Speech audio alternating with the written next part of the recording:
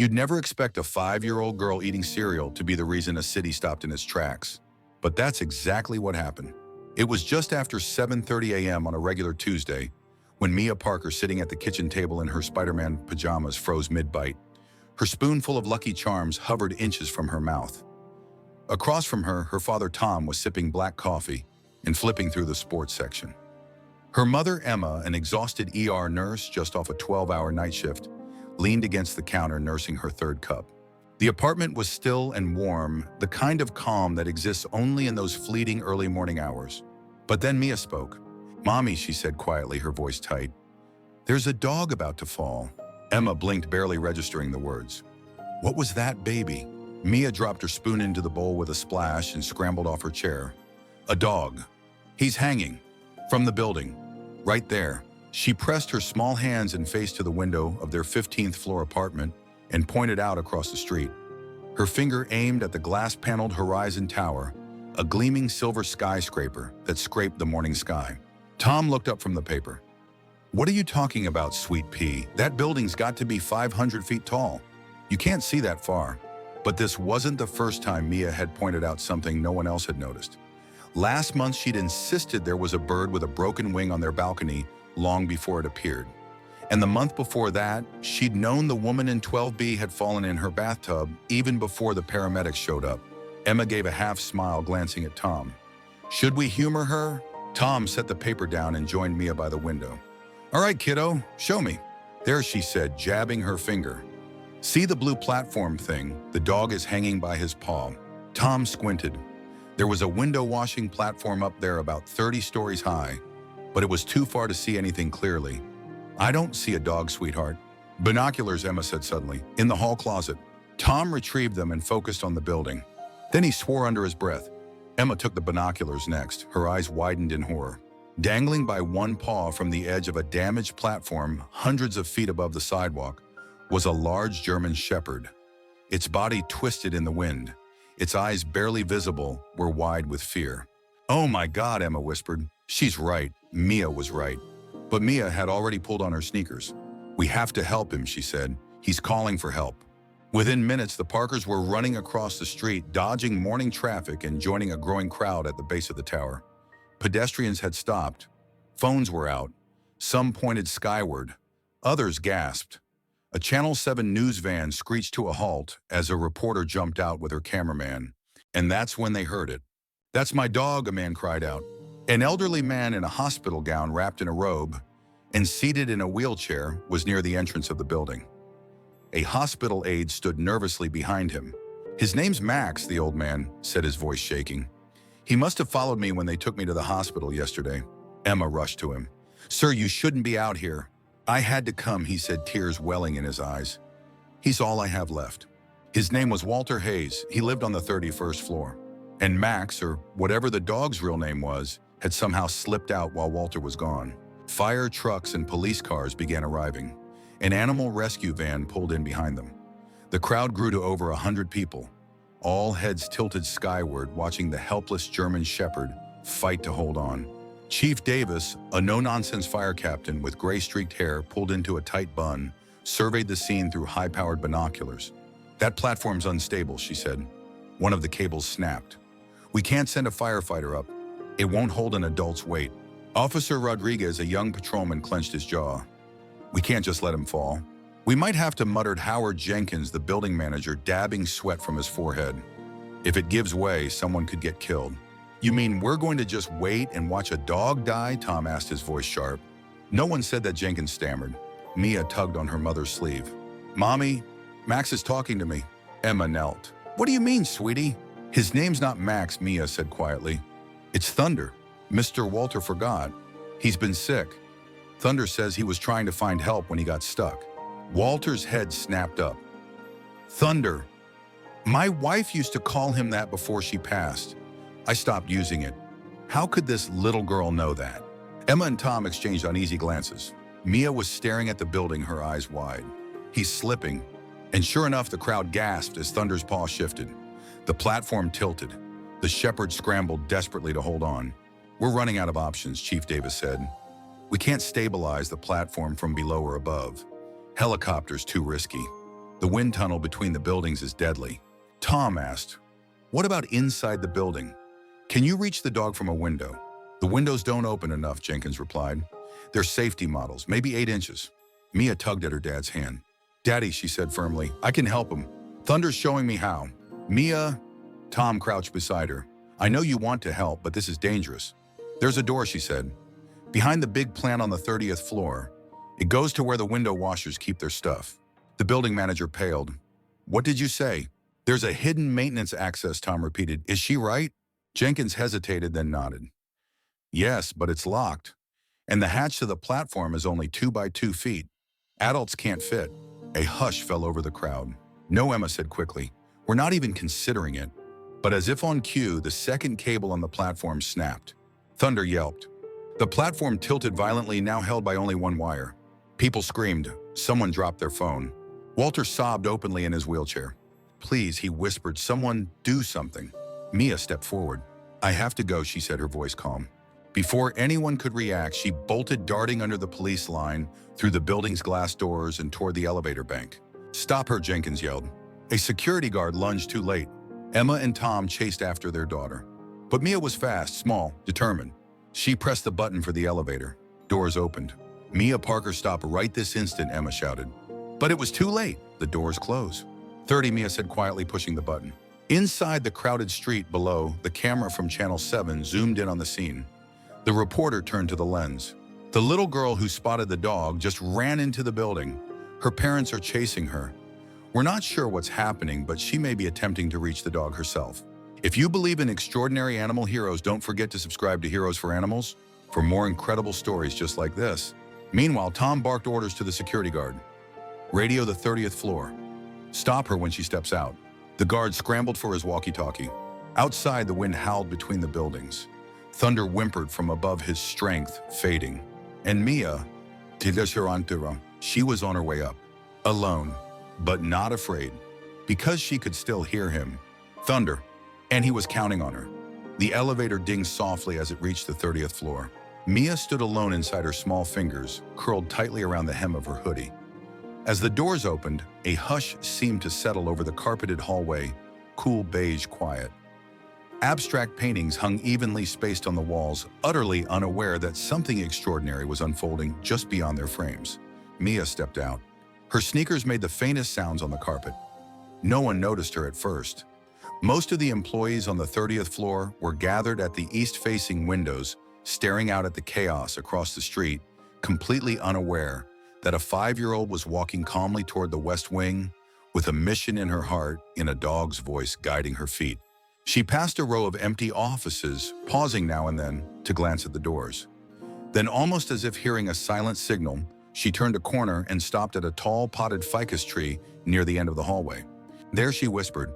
Behind it was a plain gray door with a metal sign, "Maintenance. Authorized personnel only." The handle had a card reader. Mia reached beneath the heavy planter stand and felt around until her fingers closed on something cold and smooth. A magnetic key case. She pulled it free and opened it. Inside was a dusty access card. Thunder had shown her this, not in words, but in images, in feelings. The moment he got stuck, dangling by his paw, Mia had felt the panic ripple through her, like a radio signal on a frequency no one else could hear. She swiped the card. The light turned green. The lock clicked. Back in the lobby, Emma and Tom were racing down another hallway, frantic. She said something about a plant, Tom shouted to a guard as they reached the west side. "That's the service corridor," the guard said, eyes widening. "Then take us there," Emma snapped. In the maintenance hallway, the air was colder. Dim lights buzzed overhead.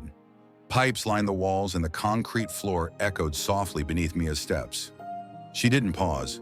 She moved like she'd been there before, like someone was walking with her. "Left," she murmured, then right. She passed a narrow junction, descended a short metal staircase, and stopped in front of a second door. A faded red sign warned one, "Caution, window washing access, fall hazard." Outside, the street was now a sea of people. Police had set up barricades. Emergency responders held back the crowd, who stared up at the flickering form of the German Shepherd, still clinging to the broken platform. The metal groaned ominously. "He's still hanging on," Chief Davis reported into her radio. "Barely, but we don't have much time." Then the cameraman zoomed in. Movement on the 30th floor, the Channel 7 reporter whispered. There, at that window, is that a child? Chief Davis spun around. Oh God, that's her. That's the Parker girl. Tom and Emma, having failed to intercept Mia upstairs, had just returned outside.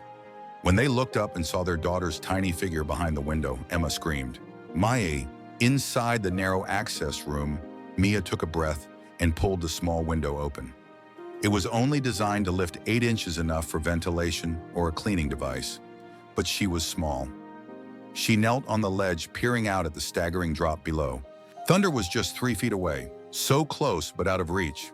His front paw clung to the edge of the tilted platform, his hind legs dangling freely. His chest heaved with effort, his eyes locked on Mia's.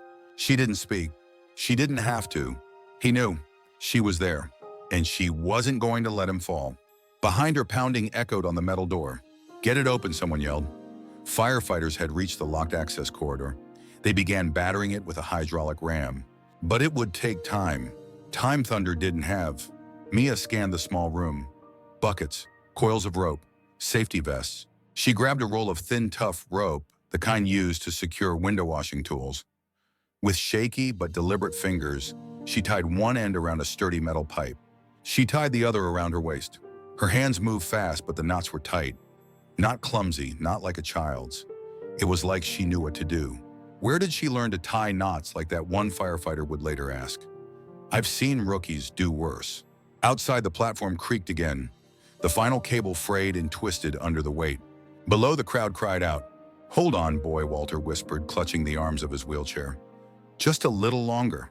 Inside, Mia called out softly. I'm here. Thunder's ears perked up slightly. His body trembled, but his eyes stayed on hers. I can't reach you yet, she said. But you can do it. You're brave. She slipped through the window. A gasp rose from the crowd below as her small form appeared on the narrow ledge. No, Emma screamed, clutching Tom's arm. God, no, she's out there. Chief Davis barked orders into her radio. Get a crash team to the west exterior wall. Now the child's on the ledge. Up on the 30th floor, Mia edged along the narrow concrete ledge. Wind whipped her hair across her face. Her hands gripped the wall behind her. The rope around her waist snaked back through the window. 3 feet. Thunder whimpered. His paw slipped again. You can jump, Mia said gently. I know you can. The platform creaked louder. I'm not asking you to be perfect, Mia whispered, just to be brave. Below, Walter suddenly shouted from his wheelchair, his voice raw but strong. Thunder, it's okay, boy. I believe in you. At the sound of his name, something shifted in the dog's expression. Then in a moment burned into every bystander's memory, Thunder leapt. The platform snapped fully free the instant his paws left it. The metal scaffold plummeted toward the ground.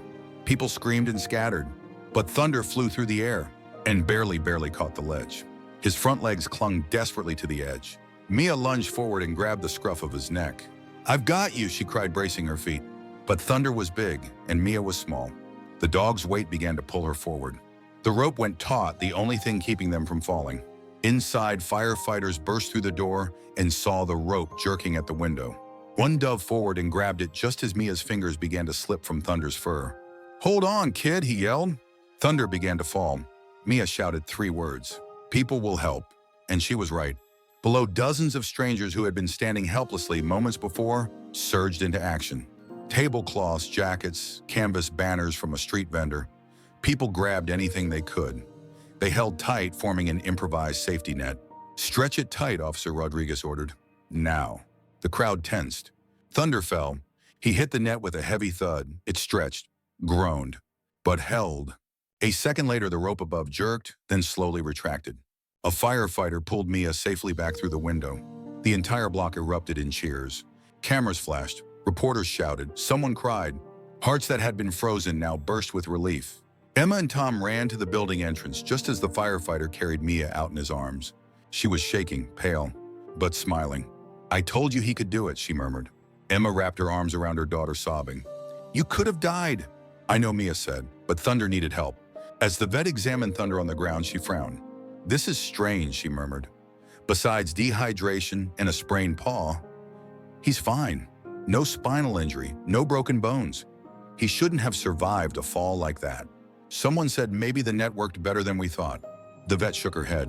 No, it's like he floated. Walter Hayes, watching from his wheelchair, looked toward Mia. "Thank you," he said softly. "But how did you know his name wasn't Max?" Mia smiled. "He told me." The old man blinked. "He showed me pictures, in my head." Later that night, back at the apartment, Emma sat with Mia on the couch. "Sweetheart," she said gently, "how long have you been able to do this?" Mia didn't answer right away. Then she said, "I don't know. Grandma said it's a gift, that I should only tell people who believe." Emma felt a chill. Her mother had died when Mia was 2. They had never had that conversation. And yet, across the room, Tom sat silently, watching Mia draw. Her picture showed a little girl and a dog standing on a ledge surrounded by stars. "You think anyone else can do what she does?" he asked. Emma shook her head slowly. "I think she's the only one who hears what most of us miss." And outside their window, far above the street, the wind carried the sound of a city exhaling in gratitude. It had only been 48 hours since Mia saved Thunder, but the Parkers' lives no longer resembled anything close to normal. By the next morning, their apartment building's front steps had become a media circus. News vans idled on the curb, their satellite dishes pointed skyward. Reporters with perfect hair and press suits tried to flag down anyone coming in or out. Emma had to carry Mia through the back entrance just to get her to school that day. That night, every major network aired footage of the rescue. One anchor, her voice thick with awe, called Mia the miracle child of Midtown. Another compared her bravery to that of firefighters or soldiers. But it wasn't just the heroism they were talking about. It was what Mia knew. How she'd called the dog Thunder long before Walter remembered the name. How she'd known about the secret door. How she'd tied rescue knots no 5-year-old should know how to make. And most of all, how the dog had survived. How could a child communicate with an animal in distress, a guest psychologist asked on one morning show. This is something we typically see only in fiction. Mia didn't see what the big deal was. He was just scared, she told her mom while coloring a picture of Thunder lying safely in a meadow. He showed me what he needed. Emma didn't press her further. Not yet. But she knew this was more than just a feeling. Something was happening, something bigger than any of them had imagined. 2 days after the rescue, Emma got a call from a woman with a soft Southern accent. "This is Patricia Hayes, Walter's daughter." Emma stepped out of the kitchen into the hallway. "Yes, of course. How's your dad doing?" "He's stable now, but emotionally shaken. He hasn't said much, except about your little girl." Emma smiled nervously. "She's a special one." "That's what he keeps saying," Patricia replied. "He asked me to pass along his thanks. He'd like to see Mia if she's up for it." "We'd love to come by," Emma said. "Thunder, too." There was a pause. "Yes, Thunder's here with us. He won't leave Walter's side. They've been like that since he was discharged." Emma glanced into the living room. Mia sat on the rug with her sketchbook Thunder curled up beside her as if he belonged there. Maybe he did. The following morning, the Parkers drove across town to Walter's apartment building, though this time they parked a few blocks away and entered through the service entrance to avoid the reporters still camped out front. Patricia greeted them with warm eyes and a grateful smile. She looked like someone who'd aged 5 years in 2 days. "Come on in," she said, opening the door wider. "He's been asking about you every hour." Walter was propped up in a recliner in the den, a wool blanket across his lap, a mug of tea resting in his hand. Thunder lay at his feet like a loyal guardian. When he saw Mia, his eyes welled with tears. "You came," he said, his voice raspy. Mia walked right up to him and reached for his hand. "You don't have to say anything," she whispered. Thunder gave a soft grunt like he agreed. Walter looked down at his dog. He's never been like this. So, tuned in, it's like he's trying to protect me from something. Mia nodded. "He is. He told me. He thought you were going to leave." Walter blinked. "I did. When I had the heart attack last year, I flatlined for 30 seconds before they brought me back." Thunder had been the one to bark and alert the neighbors. He remembered, Mia said softly. "He showed me." Patricia turned from the doorway, a hand covering her mouth. Emma and Tom stood in silence, not knowing how to process what they were hearing. Walter motioned toward a small box on the side table. "There's something I want her to have." He opened it carefully. Inside was a delicate silver bracelet, the kind passed down through generations. Hanging from it were tiny charms, a horse, a cat, a bird, a dog, a tree. "This belonged to my wife, Walter," said Caroline. "She used to say she could hear animals too. Not like voices, more like feelings and pictures." He held the bracelet in both hands. She never told anyone outside the family. People thought it was eccentric. Walter fastened the bracelet around Mia's wrist.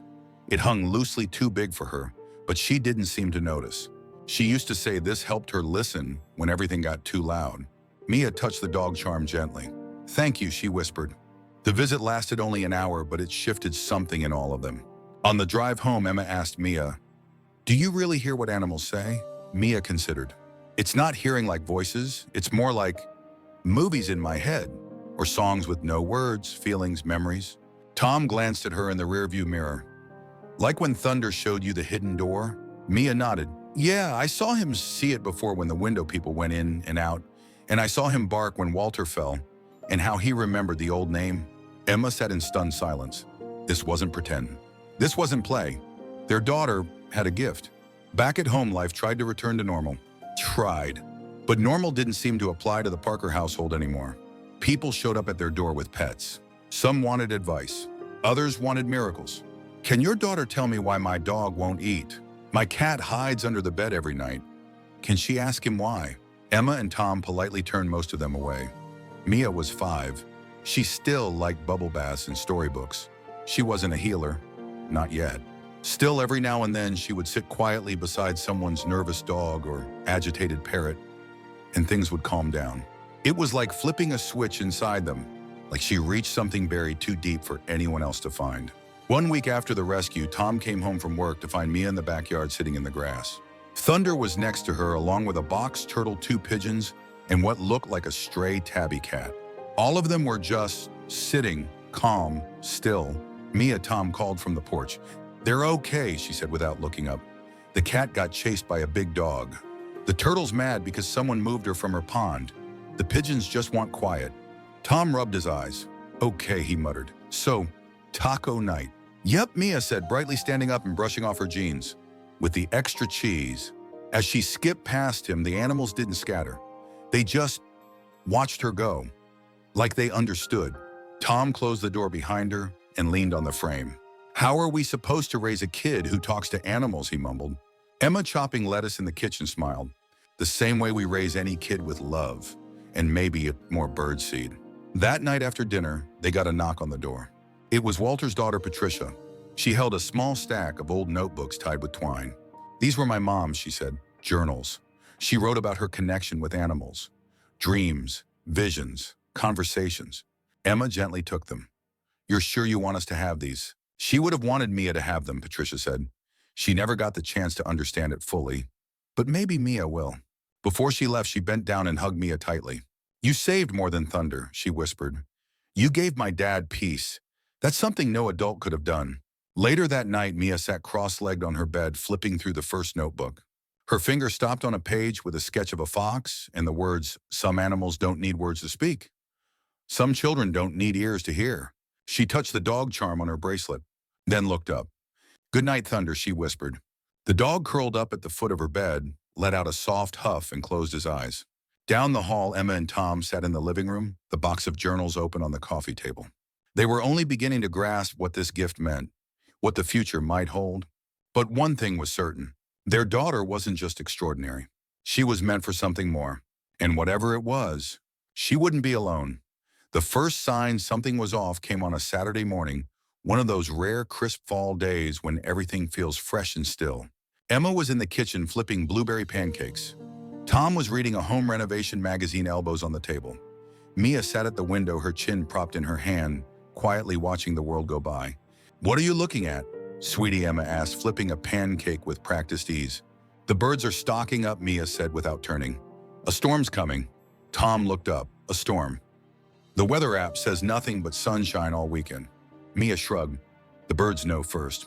Emma raised an eyebrow and gave Tom a look the kind parents give each other when their child says something strange, but not necessarily wrong. Later that day, the Parkers piled into the car to view a house in a quieter part of town, somewhere with more trees, fewer reporters, and hopefully no more knock-knock interviews at dinner time. The drive was peaceful, suburban lawns, yellow leaves drifting in the wind. The kind of neighborhood where neighbors waved from porches and kids rode scooters down sidewalks. The house was a modest 2-story with a red door and ivy crawling up the bricks. A real estate agent named Ms. Rivera greeted them with a wide smile and a clipboard. "We're just finishing up with the previous viewers," she said cheerfully, "but feel free to take a look around." As Emma and Tom toured the inside, Mia wandered into the backyard. A small garden, a lonely swing set, a shed painted robin's egg blue. Mia crouched near a bush and tilted her head like she was listening. After a moment, she stood and walked the perimeter of the yard, pausing here and there, as if greeting someone invisible. Back inside, Emma was admiring the spacious kitchen. The previous owners were a retired couple, Miss Rivera said. They moved to Florida last month. Tom peeked out the back window. "Where's Mia?" Emma looked. The yard was empty. She walked quickly to the patio door and scanned the space. No little girl, no sign of the yellow sweater Mia had worn that morning. "Mia," she called, stepping outside. Nothing. Tom joined her eyes sharp now. They circled the house. Still no Mia. Then a neighbor across the street stepped out of his garage. "Looking for a little girl?" he asked. Emma nearly dropped her phone. "Yes, brown hair, yellow sweater. Did you see her? She was walking toward the woods behind the park. Seemed like she was in a hurry." Tom and Emma didn't waste another second. They ran. The path leading into the wooded preserve was muddy from last week's rains. The trees were thick, the canopy dark. Leaves rustled above as clouds rolled in, not the soft, lazy kind, but heavy storm-colored. "Maya," Emma shouted, breath catching in her throat. Then, a bark. Tom pointed ahead, that way. They ran toward the sound, skidding around a bend in the trail. There at the base of a large oak, they spotted her. Mia was kneeling on the ground, leaning into the hollow of the tree. Next to her, nestled in the roots, was a trembling border collie surrounded by tiny newborn puppies. Emma's heart stopped. "Baby," she gasped, rushing to her daughter. "What are you doing?" Mia looked up. She needed help. She got scared in the storm.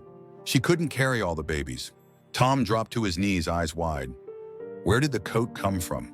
Mia was wearing a large, adult-sized yellow raincoat. "The man gave it to me," she said simply. "The one who was looking for her."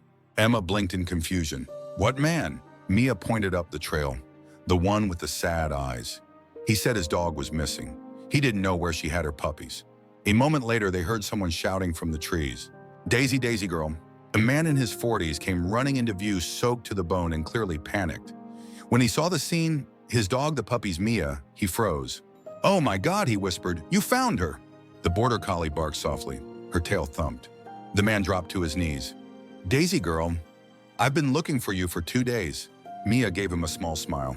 "She said you'd come." He looked at her, stunned. "You're the girl from the skyscraper rescue." Emma stepped forward. "She was with us, at the house down the block. I saw her walking. She said she could find Daisy." I thought he shook his head, eyes damp. "I thought she was just trying to be kind.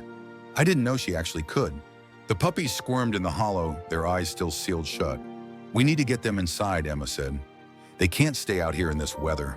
The man nodded. "My house is closest. Just 2 blocks. I've got blankets. A warm room."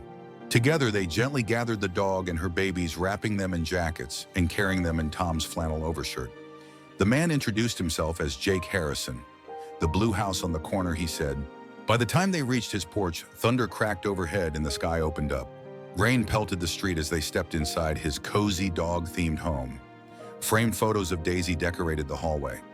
A squeaky toy rolled under the couch. They laid Daisy on a pile of blankets in the laundry room. Mia sat beside her, watching the puppies nestle into nurse. Jake knelt down beside them. "I don't know how to thank you," he said quietly. "She was so close to delivering. I thought I'd lost her." Mia shook her head. "She was just hiding, like Thunder did. Sometimes they get scared, but they still want someone to find them." Jake looked up at Emma and Tom. "She said the rabbits told her." Emma sighed. "Yeah, that sounds about right." Back at the house, Ms. Rivera had waited out the storm in her car. When the Parkers returned, wet, muddy, and emotionally drained, she rushed over with concern. "Is everything okay?" Emma gave a tired smile. "Let's just say the yard passed Mia's test." Miss Rivera looked puzzled but relieved. As they left the neighborhood, Mia rested her head against the car window. Her voice was soft. "The Rabbit family says this is a good place. No loud people, no cats. Daisy likes it too." Tom chuckled. "Well, if the rabbits approve." 2 weeks later, the Parkers moved into the red-doored house. Neighbors waved from porches. Jake brought muffins. Daisy and her puppies came by for visits. Mia wandered the yard like she always had, checking in on birds, whispering to trees, listening to things no one else could hear. One evening, as the sun dipped low, Emma stood at the window, watching her daughter crouch beside the bush again. "What do you think she's doing?" Tom asked, wrapping an arm around her. "Probably telling the rabbits thank you." They stood in silence, the warmth of their new home settling around them. Outside, Mia touched the silver bracelet on her wrist. She didn't speak. But somewhere in the grass, something tiny listened and understood. 6 months had passed since the Parkers moved into the little red-doored house, and life, as much as it ever could for Mia, had finally found a rhythm. Emma had returned to part-time nursing, picking up weekend shifts. Tom had started turning their unused garage into a workshop, and Mia, she was in kindergarten now, where she quickly earned a reputation as the animal kid. At first, some of her classmates teased her until the class hamster Captain Whiskers calmed instantly whenever she approached. And when the school counselor's anxious rescue dog refused to sit still for anyone but Mia during an animal wellness day, people stopped laughing. Some teachers called it emotional intuition, others called it uncanny. But Mia never seemed concerned with how people labeled it. "It's not magic," she told her teacher one afternoon when the woman stared at her like she was a miracle. "It's just listening. Most people don't listen." Then on a clear October morning, the phone rang. Emma answered on the second ring, brushing flour off her apron. She recognized the voice instantly. "This is Dr. Linda Chen from City General." Emma's breath caught. "Is it Walter?" A pause, then gently, "He's been admitted. His heart conditions worsened. He's on comfort measures now." Emma leaned against the counter. "Is he asking for Mia?" "Yes," repeatedly, "and Thunder too. He says there's something he needs to say before—" Her voice trailed off. Emma didn't need her to finish. "I'll bring her in the morning," she said. That night, Mia didn't cry when Emma told her. She simply nodded, pulled on her favorite hoodie, and sat on the back porch with Thunder curled against her legs. They didn't talk much. They didn't need to. "Thunder says he's scared," she whispered, not looking up. "Not for himself, for Mr. Walter." Emma sat beside her daughter and brushed a lock of hair from her face. "You don't have to go if it's too much." But Mia shook her head. "He needs to know he did good." The next morning, the hospital garden was empty, except for a few sparrows and a tired-looking nurse with coffee in both hands. Dr. Chen met them at the front. He's still awake, fading fast but aware. And Thunder, well, let's just say he's acting like a therapy dog today. In the courtyard, Walter sat in a recliner under a sun umbrella, a blanket over his legs and Thunder's head resting on his knee. His face had grown paler, his eyes sunken, but when he saw Mia, his smile lit up brighter than the sky. "You came," he whispered. Mia ran to him and wrapped her arms around his middle. Thunder stood slowly and pressed his head against Walter's chest. They stayed like that for a long while. No words, no movement. Just being. Then Walter pulled a small object from the table beside him. A box. Worn wood, faded carving on the lid. "This was Caroline's," he said, placing it in Mia's hands. "She wanted it to go to someone who understood." Inside was a single item. A silver bracelet. Not the one Mia already wore. This one was different, older, simpler. It held only one charm, a lion. "Caroline said the lion was strength," Walter said softly. "But not just muscle. The kind that comes from gentleness. From standing beside someone when they need it most." Mia held the bracelet up to the sunlight. It shimmered. "She says thank you," Mia whispered. Emma and Tom, standing a few feet away, looked at each other. "Caroline?" Emma asked. Mia nodded. "She's waiting." They stayed for hours. Thunder lay beside Walter, rarely moving. Occasionally, his tail would wag when Walter's hand brushed his fur. At one point, Walter leaned toward Mia. "He'll need somewhere to go," he murmured. Emma stepped forward. "We can take him if that's what you want." Walter shook his head. "Not home, not yet. He still has work to do. He showed me. He wants to help more people. People like me." He turned to Patricia, his daughter, who had been watching silently from the garden bench. "The Veterans Hospital," he said. "You told me they need dogs, therapy dogs. Let him go there." Patricia wiped a tear from her cheek. "I already spoke to the director. They'd be honored." Thunder, as if understanding, lifted his head and licked Walter's hand. Just before sunset, Walter's eyes began to flutter. His breathing slowed. "He's almost ready," Dr. Chen said quietly. Mia leaned forward. "Thunder says thank you," she said gently. "For saving him, for loving him, for not giving up when it was hard." Walter's lips trembled. "He's a good boy." Then he closed his eyes and exhaled for the last time. Thunder whimpered once, then rested his head on Walter's lap. A long silence settled over the courtyard. Then Mia spoke. "He's with Caroline now." Emma wrapped her arms around her daughter. "Are you okay?" Mia nodded. It was beautiful, like the end of a story, the kind you don't forget. A few days later, Thunder officially began his role as a therapy dog at the Veterans Center. The staff welcomed him like family. Mia visited often, sometimes weekly. Each time, the same thing happened. Dogs that were anxious grew still around her. Veterans who hadn't spoken in weeks found the words. Patients requested the girl with the animals, even when they didn't know her name. One afternoon, as Emma watched Mia sit with an older man suffering from severe PTSD, she noticed something odd. The room grew quieter. Not silent, just peaceful. The air itself felt softer, like Mia was tuning the world to a different frequency. Afterward, Emma asked, "What did you say to him?" Mia shrugged. "Nothing. Thunder did most of the talking. I just helped him hear it." At home that evening, Emma pulled out one of Caroline's journals. She'd been slowly working through the stack Patricia gave her. One page was marked with a pressed flower and a sentence written in careful script. "Some children don't grow into gifts. They carry them from the start, like lanterns lit before they were born." Emma closed the book and looked toward the window. Outside, Mia was sitting beneath the maple tree in the yard. A butterfly danced above her head. Thunder sat beside her, calm and regal, as if he'd always been there. And maybe he had. The next morning, Mia brought the lion bracelet to school in her backpack. At recess, when she found a classmate crying behind the slide, his pet rabbit had died the night before. She didn't say much. She just sat next to him and took his hand. "It hurts now," she said softly, "but she's not scared anymore." "How do you know?" "Because animals don't get lost," Mia replied. "Not really. They find the people they need, even after." He looked at her wide-eyed. "You're weird." "I know. But you're nice weird." Mia smiled. "Thanks." That night, Emma tucked Mia into bed and sat beside her. "Do you ever get tired of feeling all of it?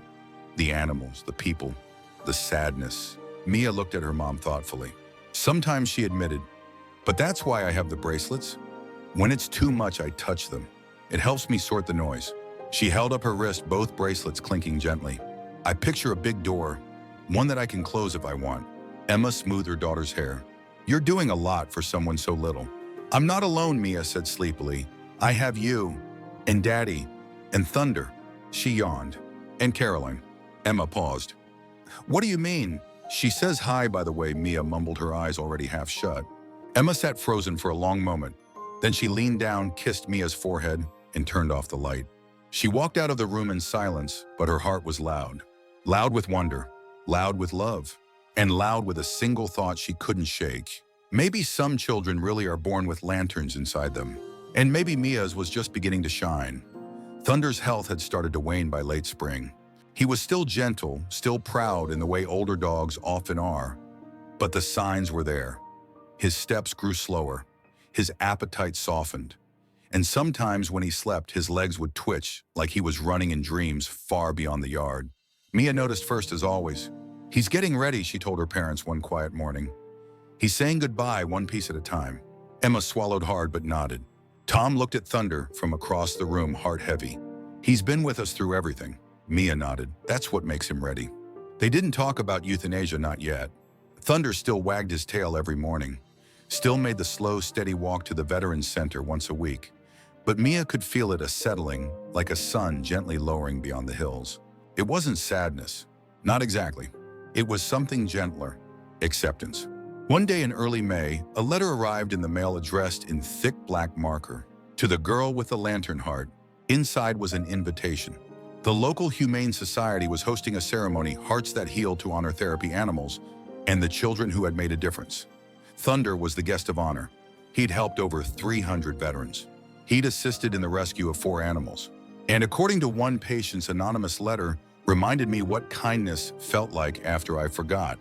The event was set for a Saturday in a public park. Thunder would be recognized, and so would Mia. Emma showed Mia the invitation over breakfast. Mia smiled. He already knows. The park bustled with picnic blankets and folding chairs that day. Volunteers wore matching t-shirts. Children handed out paw-shaped stickers. A blue banner waved in the breeze. "Thank you to our silent heroes." Thunder rested on a soft mat near the stage, his breathing a bit slower now, but his ears alert. People lined up to take pictures. Veterans knelt beside him with soft eyes.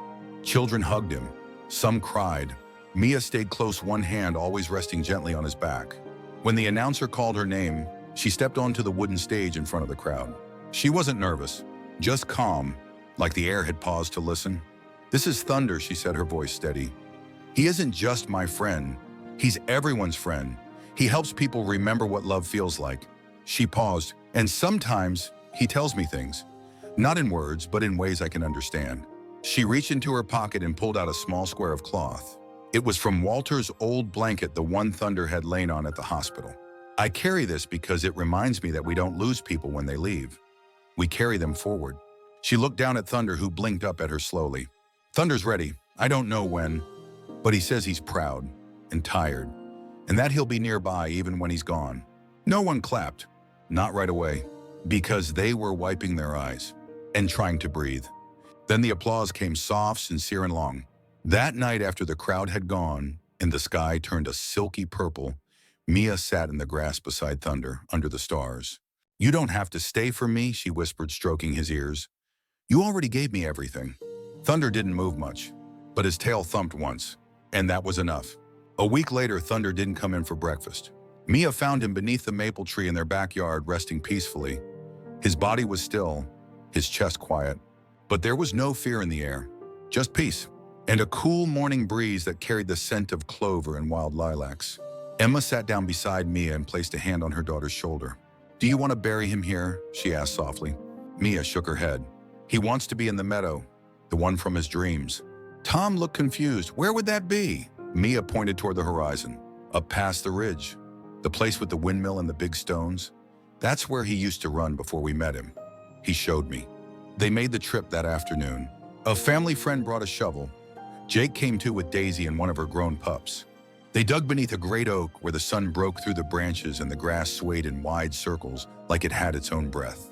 They buried Thunder with his favorite toy, an old knotted rope, in the square of Walter's blanket. Mia added both bracelets to the grave, one after the other.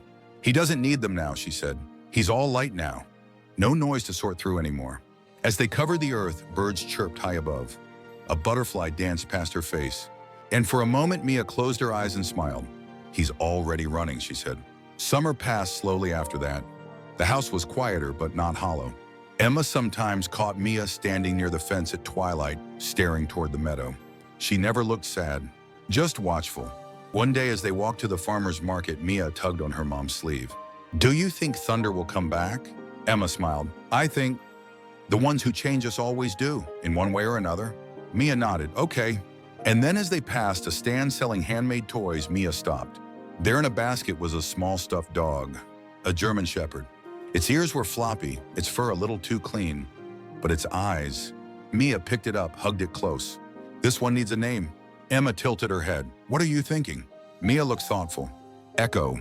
The next week, a boy at the Veterans Center sat alone on the steps. Mia approached gently, holding Echo. Hi, she said.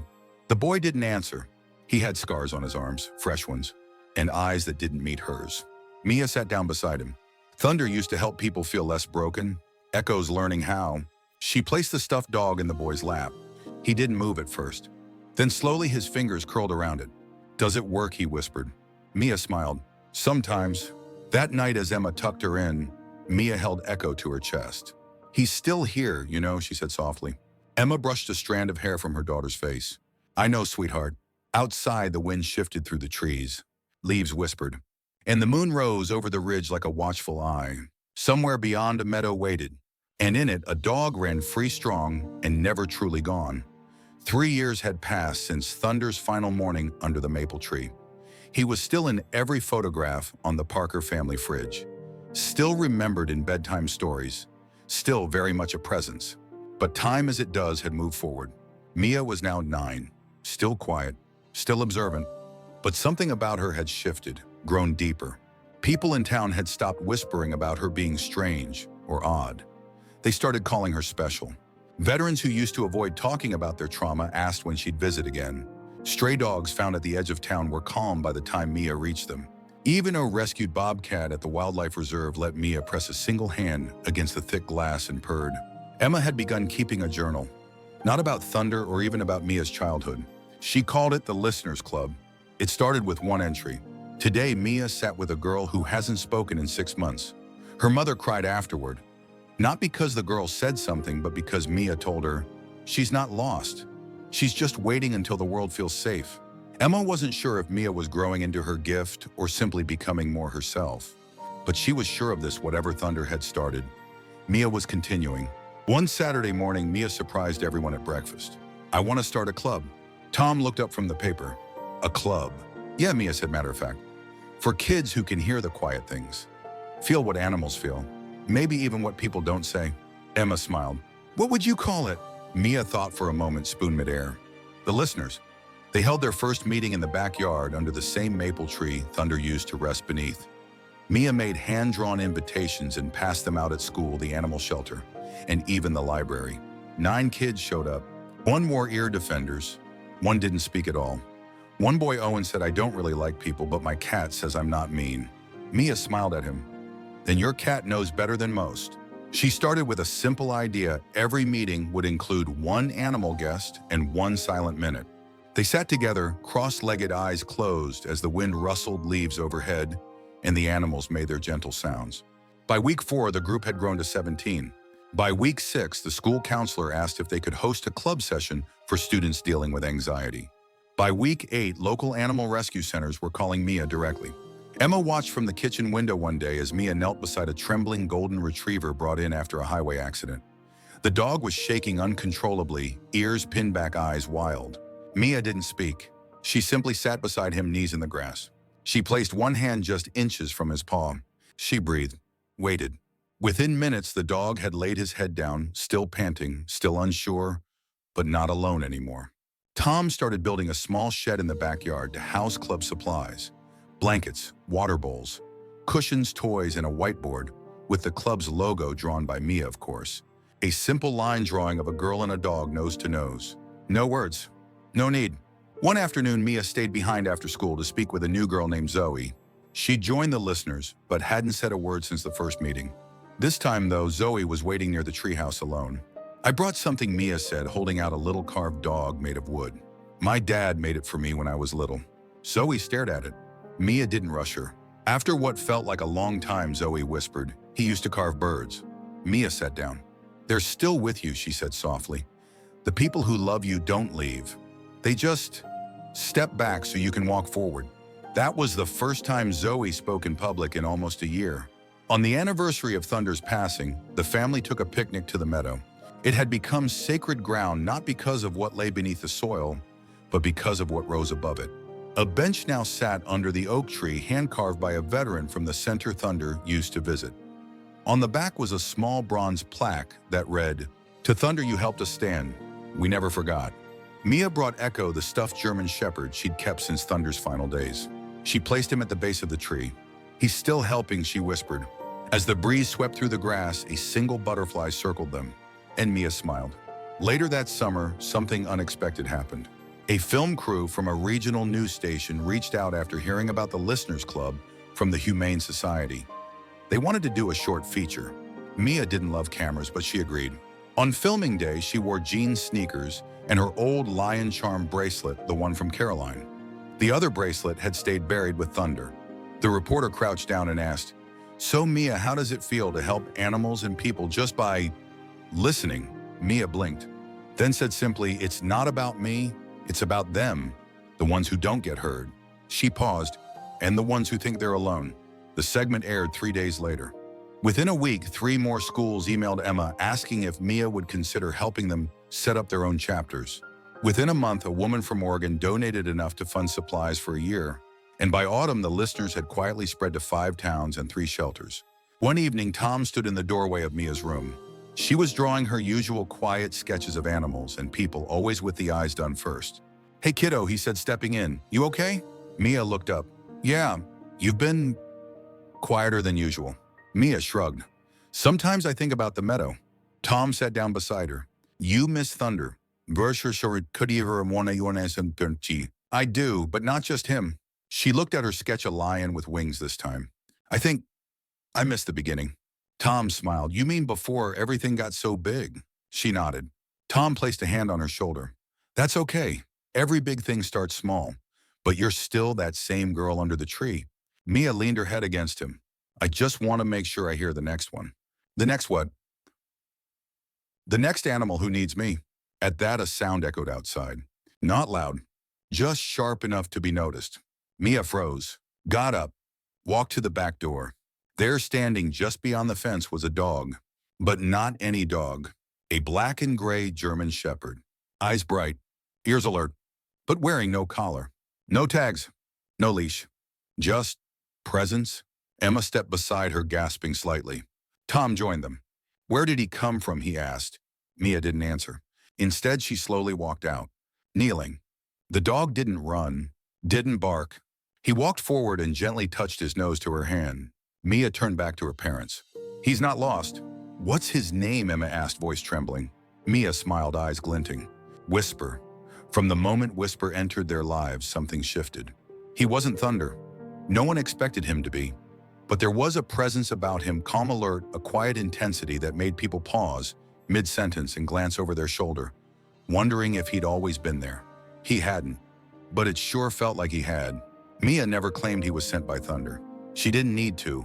Whisper didn't replace anything. He just stepped in, like the next chapter in a story already halfway written. It didn't take long for Whisper to settle into a rhythm. He followed Mia everywhere, waited outside the school doors until she came out, sat beside her during listeners' club meetings, head tilted as if he understood every child's unspoken truth. But there was something else about him, something different from Thunder. Whisper didn't like crowds or cameras or sudden clapping. He'd grow tense when the room got too loud. He'd pace when too many voices overlapped. One day after a particularly large gathering at a local school, Whisper crawled under the table and trembled. Mia knelt beside him, hand on his back.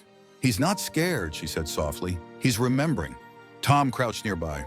Remembering what? Mia looked up, eyes darker than usual. Things that hurt. Whisper was different, but different didn't mean broken. Over time, Mia began to realize that Whisper's gift wasn't to calm others the way Thunder had. It was to notice, to point, to say, look there, something's not right.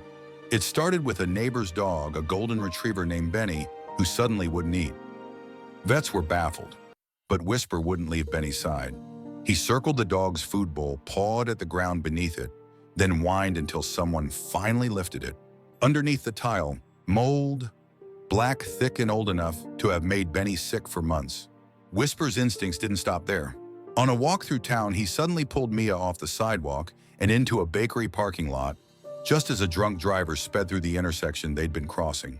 Another day, he barked relentlessly outside a locked shed behind the school where janitors later found a missing hamster and a frightened third grader who'd been hiding from bullies.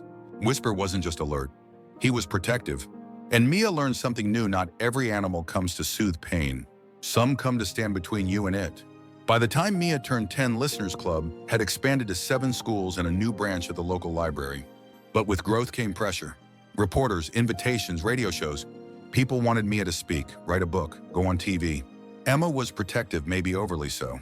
But Mia had her own way of setting boundaries. She turned down every interview, every award, every gala invitation, except one. It was a small gathering at the community center, hosted by veterans and their families. They called it Quiet Courage. Mia agreed on one condition: Whisper could come too.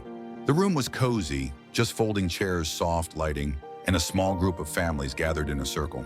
One man stood up with a photo of Thunder. "Your first dog helped me remember how to breathe," he said. Then he looked down at Whisper. "And this one reminds me when to listen." That night back at home, Mia sat in bed with Whisper at her feet. She turned to her mom. "Do you think some dogs are born knowing what they're here to do?" Emma brushed back her daughter's hair. "I think the special ones find their way to the people who need them most." Mia nodded. "Then I hope I'm still someone who needs them." "You always will be," Emma said, "because you never pretend not to."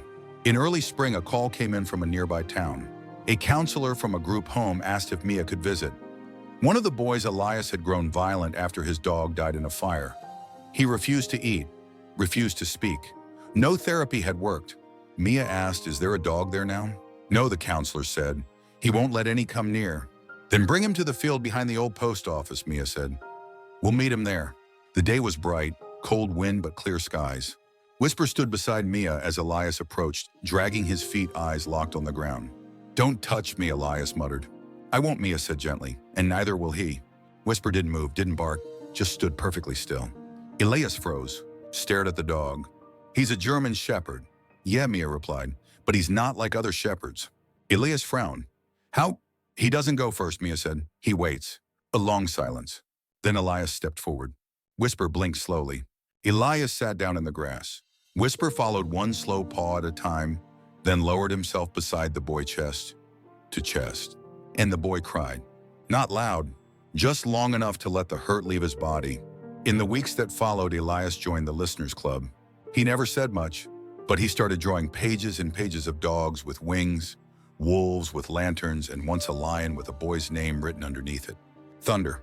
Mia framed that one. One evening, as sunset lit up the backyard in gold and violet, Mia lay on the grass, Whisper curled against her side. She whispered, "You don't have to stay forever." Whisper didn't stir. "You can rest when you're ready," she added. "I'll be okay." His tail moved once, and Mia smiled, because maybe that was enough. Now, if you walk past the Parker home on a late Sunday afternoon, you might see something remarkable. A group of kids on blankets beneath a maple tree, a line of parents sitting nearby watching quietly, and a German shepherd named Whisper patrolling the edge of the yard, not to guard it, but to make sure nothing broken gets left behind. As Mia's voice continues to guide others, and Whisper keeps watch, the meadow where Thunder rests remains still. The wind still moves the grass. The bench still stands beneath the oak tree. And sometimes, if the day is quiet enough, you might hear a girl's voice whispering stories to the wind, and a bark soft and distant answering back. Thank you for joining us on this journey. From Thunder's rooftop rescue to Whisper's silent strength, this story reminds us that the bond between children and animals can change lives and sometimes even the world. Now we'd love to hear from you. What animal in your life taught you something without ever saying a word? Drop your story in the comments, and if this touched your heart, don't forget to like, share, and subscribe to Heroes for Animals for more powerful stories just like this. See you in the next one.